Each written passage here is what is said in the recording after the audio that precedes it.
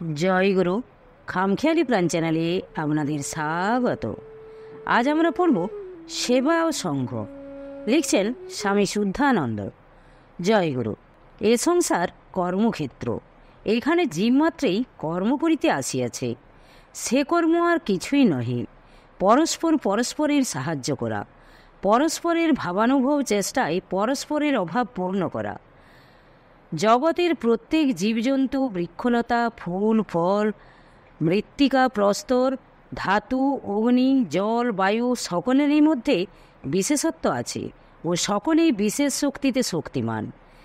আকিট ব্রহ্মা পর্যন্ত সকলেরই প্রয়োজনীয়তা আছে এবং সকলেই পরস্পরের সহায়তায় কেবল উন্নতির পথে লক্ষ্যাভিমুখে অগ্রসর হইতেছে।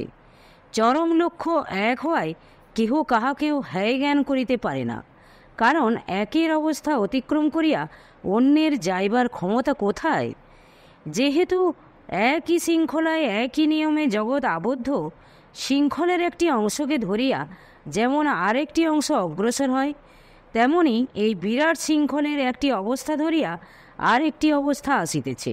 সুতরাং একটি তৃণের অবস্থা দিয়াই আজ ব্রহ্মা ব্রহ্মত্ব প্রাপ্ত হইয়াছেন, অর্থাৎ একটি তৃণ ব্রহ্মার ব্রহ্মত্ব প্রাপ্তিতে সহায়তা করিয়াছে। সুতরাং সামান্য কীট হইতে আমরা উপকার পাই, আবার দিন হইয়াও আমরা রাজরাজেশ্বরের উপকার করিতে পারি।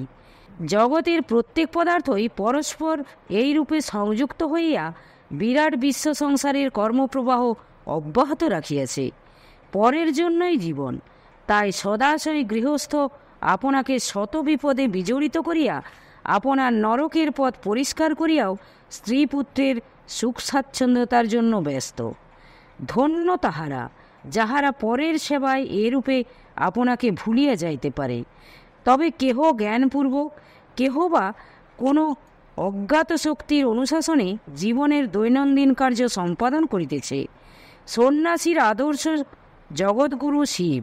তিনি আপন ভুলিয়া প্রত্যেক জীবের মঙ্গল বিধানার্থ সর্বদা কর্মনিরত। তিনি প্রকৃত সন্ন্যাসী, যিনি শিবের ন্যায় আমিত্বের সংকীর্ণ গণ্ডি বিশ্বময় প্রসারিত করিয়া সমবুদ্ধি ও সমদৃষ্টি সম্পন্ন হইয়া জগতের মঙ্গল সার সম্বল করিয়াছেন। যিনি পরকে অমৃত বিলাইয়া নিজের জন্য কালকূট সঞ্চিত করিতে এবং পরের গলায় মণিহার জড়াইয়া আপন কণ্ঠে ফণিহার দোলাইয়া আনন্দে গালবাদ্য করিয়া নৃত্য করিতে শিক্ষা করিয়াছেন। আমরা সকলেই যখন সেই অনন্ত পথের যাত্রী, যখন সকলকে একই রাস্তায় একই মুখে যাইতে হইবে, তখন আমরা স্বতন্ত্রভাবে অন্ধের ন্যায় বিপথে হাঁটিয়া কাটা খোঁচা ভাঙিয়া অনর্থক অশান্তি ভোগ করি কেন?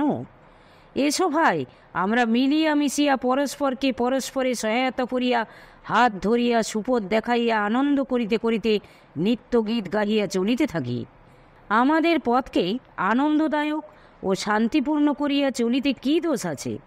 তবে যে আমরা সেই রাস্তায় দুঃখ ভোগ করি, এ দোষ তো অপরের নহে, উহার কারণ আমরাই। উহা আমাদের উচ্ছৃঙ্খলতা ও ব্যক্তিগত স্বাধীনতায় ঘটিয়াছে। এইরূপে আমাদের অহংত্ব বজায় রাখিতে গিয়াই এত কষ্ট ভোগ করিতেছি। ইহার জন্য অপরাধী তো আমরাই।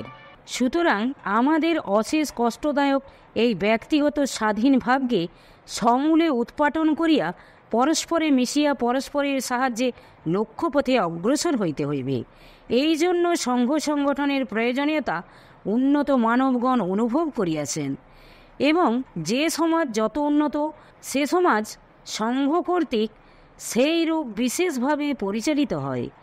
আমাদের অতীত যুগের পৌরাণিক বৃত্তান্তে আমরা জানিতে পারি, দেবগণ, ঋষিগণ, সুর অসুরগণ সংঘবদ্ধ হইয়া যখনই কার্য করিতেছেন, তখনই বিশেষ শক্তি সম্পন্ন হইতেছেন। দেবগণ অসুর কর্তৃক উৎপীড়িত হইয়া সংঘবদ্ধ হইয়া যখনই অসুর বিনাশের প্রয়াস পাইয়াছেন, তখনই তাহাদের সমবেত ভাবানুভবে মূর্তিমতী বরাভয় প্রদায়িনী অসুর ঘাতিনী দেবীর আবির্ভাব হইয়াছে। ঋষিগণ সংঘবদ্ধ হইয়া ধর্মজগতের উন্নতি বিধানে সতত বদ্ধপরিকর। তাহাদের সমবেত চেষ্টার ফলে আজিও শত শত নরনারী ধর্মভাবে উদ্বুদ্ধ হইতেছে।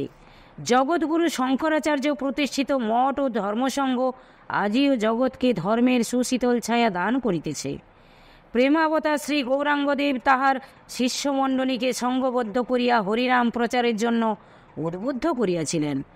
অধুনা পাশ্চাত্য দেশবাসীগণের যে জাতি যত পরিমাণে সঙ্গবদ্ধ হইতে পারিয়াছেন তাহারা তত উন্নত। তবে যাহারা সামাজিক ও সাংসারিক জীবনে সঙ্গবদ্ধ হইতে শিখিয়াছেন, কিন্তু এই ভারতীয় ও আর্যজাতি যে কেবল সামাজিকতায় এমন নহে, ধর্মের জন্য সঙ্গবদ্ধ হইবার প্রয়োজনীয়তা অনুভব করিয়াছিলেন। ত্রেতায়াং মন্ত্রশক্তিশ্চ জ্ঞানশক্তি কৃতে যুগে, দ্রাপরে যুদ্ধশক্তিশ্চ সংঘশক্তি কলৌ যুগে। শ্রী ভগবান ব্যাসদেব বলিয়াছেন যে অন্যান্য যুগে অন্যান্য শক্তি কার্যকরী হইলেও এই কলিযুগে কেবল সংঘশক্তি কার্যকরী হইবে। এই সংঘশক্তির প্রভাব যে কীরূপ তাহা আমরা পাশ্চাত্য জগতের প্রতি লক্ষ্য করিলেই বুঝিতে পারি। ওই জগতে জাতি যতই সংঘবদ্ধ হইয়া কর্মক্ষেত্রে অগ্রসর হইতেছে, ততই তাহারা সৌভাগ্য ও বিজয় লক্ষ্মীতে বিভূষিত হইতেছে। আর এই হিন্দু জাতির মধ্যে যতই ওই বিষয়ে শৈথিল্য আসিয়াছে, ততই তাহারা হতভাগ্য ও পরপদানত হইয়াছে। সুতরাং ভগবান ব্যাসদেবের বাক্যের সফলতা যে কীরূপ তাহা সকলেরই অনুভবনীয়। আর আমরা পূর্বেই বলিয়াছি, প্রত্যেকের মধ্যেই কিছু বিশেষত্ব রহিয়াছে, প্রত্যেকের মধ্যেই কোনো বিশেষ ভাবের খেলা হইতেছে। ভগবানের তাহাকে বিশেষ মূর্তিতে সৃষ্টি করিবার উদ্দেশ্য তাহাই। সর্বাংশে একরূপ অথচ বহু, এরূপ জগতের নিয়ম নহে। তাহা হইলে অহং বহুশ্যাং প্রজায়ে এতি, এ বাক্যের সার্থকতা থাকে না। কাজেই আমাদের প্রত্যেকেই যখন কোনো বিশিষ্ট গুণের অধিকারী, তখন নিশ্চয়ই সেই বিশিষ্ট গুণ কোনো বিশেষ উদ্দেশ্য সাধনের নিমিত্তই। নতুবা আমাদের প্রত্যেকের জন্মগ্রহণের কী উদ্দেশ্য ছিল? কিন্তু এখন চাই কি না, প্রত্যেকের সেই বিশিষ্ট গুণের সাহচর্যে আমাদের প্রত্যেকের অভাব পূর্ণ করিয়া সেই পূর্ণের দিকে অগ্রসর হওয়া। যাহার যে বিষয়ে অভাব আপনভাবে থাকিতে হইলে কখনোই বুঝিতে পারিবে না, কাজেই পূরণের চেষ্টাও আসিবে না। কিন্তু আমরা যদি সেই গুণ যাহাতে আছে তাহার সাহচর্য করি, তবে আমাদের সেই অপূর্ণ অংশের পূরণের জন্য স্বভাবতই উত্তেজনা আসিবে। সুতরাং আমরা এই রূপ পরস্পর সাহচর্যে নিজের অভাব দূর করিয়া পূর্ণ মানব হইতে পারিব। সিদ্ধযোগী মহাভাগ অবধূত বলিয়াছিলেন, আমার 18 জন গুরু। সেই গুরু আবার পিপীলিকা ইত্যাদি নিকৃষ্ট প্রাণী, কারণ তিনি ওইরূপ নিকৃষ্ট প্রাণীরও বিশেষত্ব উপলব্ধি করিয়াছিলেন এবং তাহাদের গুণানুশীলন করিয়া আপনাকে পূর্ণত্বের দিকে অগ্রসর করিয়াছিলেন। সুতরাং আমাদের অতি তুচ্ছের নিকটও শিখিবার আছে ও সহায়তা পাইবার সম্ভাবনা আছে।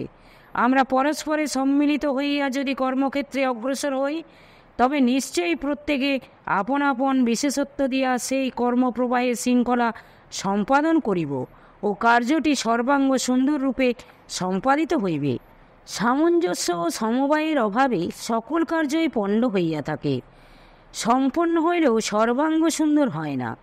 প্রত্যেকের মধ্যে বিশেষত্ব থাকিয়া কি হইবে যদি না তাহা কার্যকরী হয়, যদি না তাহা বহুজন হিতায় বহুজন সুখায় উৎসর্গীকৃত হয়। রৌদ্র বৃষ্টিতে জীবনী শক্তি আছে, ভূমিতে উর্বরা শক্তি আছে, শস্যে উৎপাদিকা শক্তি আছে।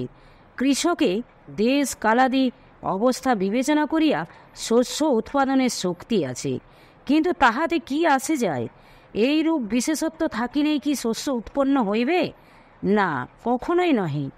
এই সকল বিভিন্ন শক্তিকে নিয়ন্ত্রিত ও তাহাদের সামঞ্জস্য সম্পাদন করিয়া কর্মক্ষেত্রে অগ্রসর হইলে তবেই শস্য উৎপন্ন হইবে। সেই রূপ মানবের প্রত্যেকের মধ্যেই কোনো না কোনো বিশেষত্ব রহিয়াছে।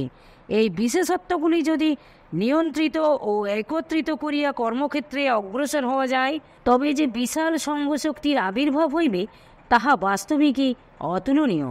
কিন্তু এরূপ সংঘবদ্ধ হওয়া একান্ত অসম্ভব হইলেও প্রত্যেক মনুষ্যের ধর্মজীবনে অন্তত এইভাবে সংঘবদ্ধ হওয়া একান্ত কর্তব্য। কারণ মনুষ্য মাত্রেই উদ্দেশ্য ও কর্মক্ষেত্র বিভিন্ন হইলেও ধর্মজীবনে সকলেরই এক লক্ষ্য।